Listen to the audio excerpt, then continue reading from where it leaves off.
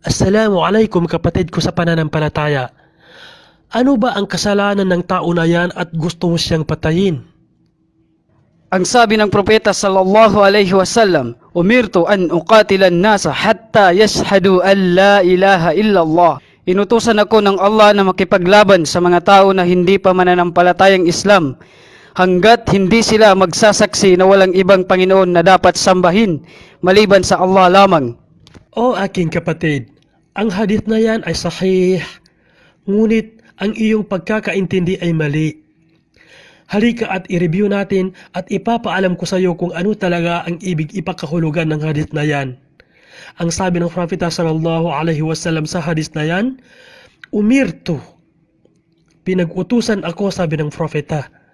At sino ang nag-utos na ito sa kay Propeta Muhammad sallallahu alaihi wasallam? Ang Allah at wala nang iba pa.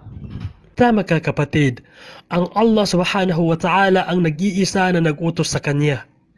Ngunit saan ba nanggaling ang mga kautusan ng Allah na ito sa kay Propeta Muhammad sallallahu alaihi wasallam? Ito ay galing sa Quran. At ano ang nakasaad o nabanggit sa Quran patungkol dito? Waqatilu fi sabilillah, at nakipaglaban kayo sa landas ng Allah subhanahu wa ta'ala. Kumplituhin mo ang aya na yan, aking kapatid. Huwag mo putulin. Dahil napuputol din ang ibig ipakahulugan ng aya na yan sa Quran. Ang sabi ng Allah subhanahu wa ta'ala, "Waqatilu fi sabilillahi alladhina yuqatilunakum wa la ta'tadu, inna Allah la yuhibbul mu'tadin." At makipaglaban kayo, sabi ng Allah, o kayong mga naniniwala sa Kanya, upang maitaguyod ang relihiyon ng Allah sa mga taong nakikipaglaban din sa inyo. At huwag kayong magpasimuno ng gulo. Katiyakan ang Allah, hindi niya nagugustuhan o naiibigan ang mga tao na nagpapasimuno ng gulo at nagpapahintulot sa mga ipinagbabawal ng Allah at sa kanyang sugo.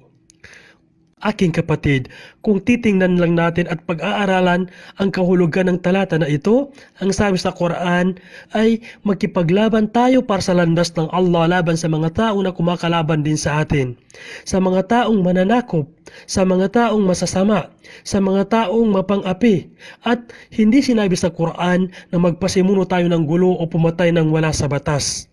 Katunayan, ang ginamit ng salita ng Allah sa Quran ay waqatilu na mula sa salitang muqatala at hindi uqtulu. Bakit pala? Mayroon bang pagkakaiba ang dalawa na yan? Oo naman kapatid, napakalaki ng pagkakaiba o diferensya nito kung atin lamang aalamin at pag-aaralan. Ang salitang waqatilu ang kautusan ng Allah na makipaglaban sa kanila ng mga hindi mananampalataya sa kadahilanan na sila ay nakikipaglaban din sa iyo. Sila ay nananadya, sila ay nang-aapi, sila ay nanlulupig, sila ay nananakop.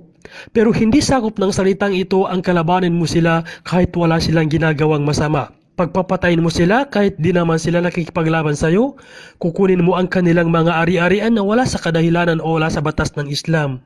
Ang salita naman na waqtulu o uqtulu ay ang pakikipaglaban sa kanila na wala sa katarungan, wala sa batas ng Islam. Kaya ito ang pagkakaiba ng dalawang salita na ito.